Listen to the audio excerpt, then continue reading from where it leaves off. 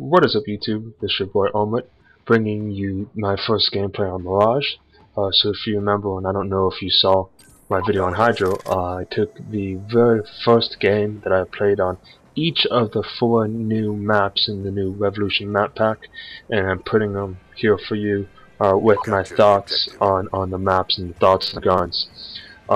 So if you heard the Hydro commented, then you know how much I absolutely love the Peacekeeper, how much I think it is an absolute beast of a gun.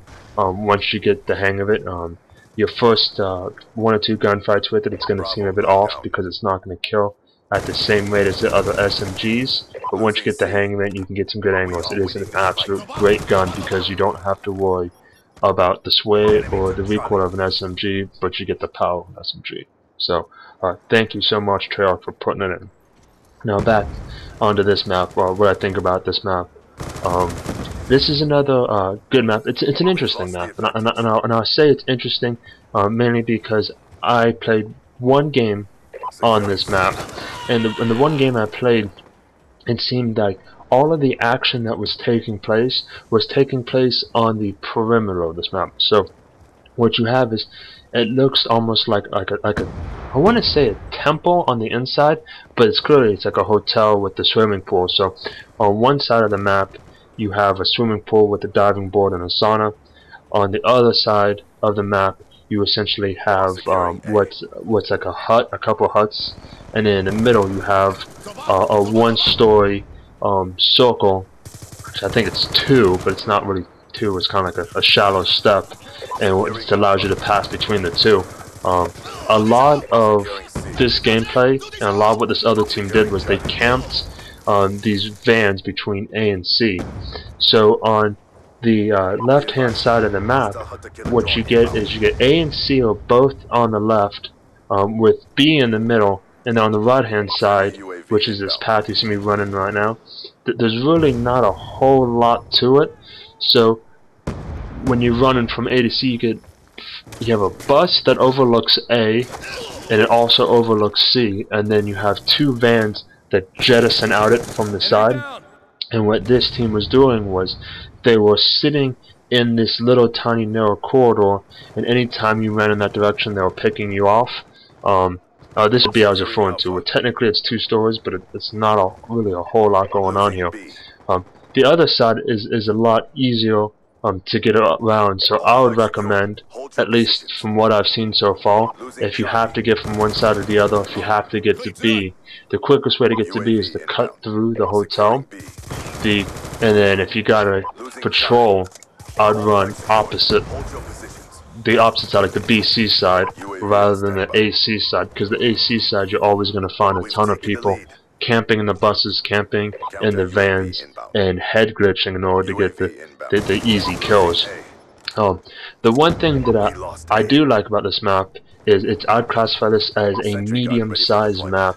The routes that you can run are not as defined as Hydro, which is 3 particular lanes, but yet they're clear enough in which you're not constantly getting flanked from behind and getting attacked from behind. So you always kind of get a sense or a feeling that the team is going to come from 1, maybe 2 directions, not all over. And that's something that I personally look for in a new map, is the ability to have some sort of comfort in knowing that if my team's behind me, I can push forward without having to truly worry about it. And in Modern Warfare 3, that wasn't the case at all. And in 1 or 2 of the maps in BlackOps 2, that wasn't the case. So I'm glad they kind of brought back this philosophy of not linear paths and routes, but routes and paths that you can patrol and keep an eye on, such that you're not always surprised every waking second. So it allows you to, as Woody would say, control the engagement a lot easier. I'm running the UAV counter UAV sentry gun, as I always do whenever I have a new map. UAV lets me see the enemy, counter UAV blinds them, and then the sentry gun allows me to lock down one portion of the map and do other things. You saw that little bottleneck between AC where you saw me drop the sentry gun. and that was just to kind of stop them coming this way. What you see a lot of people in the callouts I've been using is left side van, left side bus, AC, to denote that the enemy is camping those cars. And then for the B flag, you know, yeah, B, but then because there's a diving board and a sauna there, what I like to use the callouts of is enemy pushing back diving board, or enemy pushing back sauna towards B, or overarching window sauna side towards B, for the key points to call people out on, because if people are sitting seaside, that's where they're going to be coming from. Now, the diving board that they actually have, which you can actually see in this picture right here, it's what's at the end of this long staircase. It's interesting because from the diving board and then from directly across from that, there's a ledge that you can stand on. If you have a teammate on that diving board lying down and a teammate on top of that on that ledge, you can actually lock down B fairly securely. And it's a little bit difficult to shoot the guy on C on the diving board because he is so high. One thing that I have to admit that I love about B, and I mentioned this in my Hydro video, is that there's enough cover such that you can be taken and fought for rather, I don't want to say it's a fun manner, but more competitively, as to some of these other Bs that are out in no man's land. Although the one thing you have to kind of look out for is because B is at the base of the swimming pool, so you go down into the swimming pool to capture B.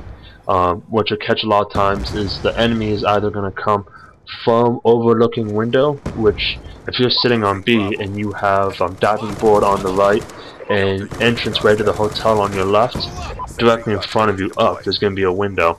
And the other location where they come from is they sneak through sauna, up on diving board, and they look down into the pool, and it's a little bit more difficult right there on that ledge on the right hand side where the blue is. It's a little bit more difficult for you to kill them because you're shooting up, and the height of the wall kind of cuts off about half of their body. Right here you can see what I'm talking about, as opposed to them being able to look down and completely see onto you. So you can kind of use that to your advantage if you throw down some smoke or throw down some sharp charges on the other side, because there's really only one direction they can come from.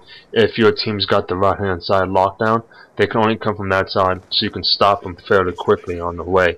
Okay, as for colors on this map, it's a lot of browns and it's a lot of sandy colors, so the colors aren't necessarily fantastic, but because the colors are, they're not muted, they're warm.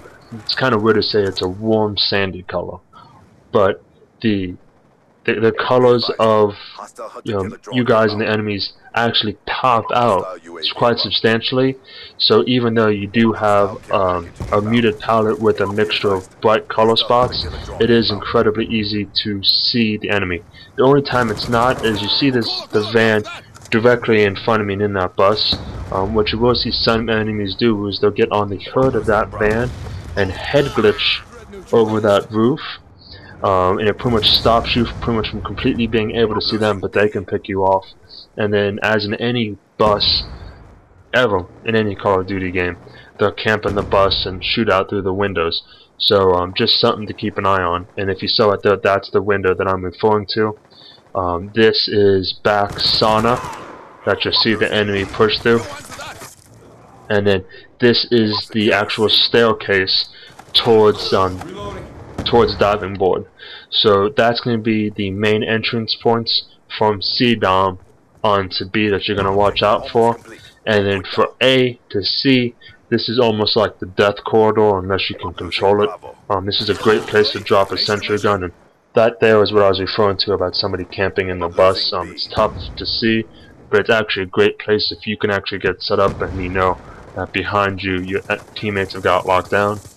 And this is ledge overlooking B that I referred to earlier. So if you have one guy up there on the diving board, like we have one team member who just jumped off, and then you can lock down this, B is pretty much set up for you guys. Plus from that ledge you can also go run and overlook the AC corridor. So when it comes down to my ratings on a scale of 1 to 5, what would I give this map? This is a tough one because I want to give it 5 because I'm enjoying it.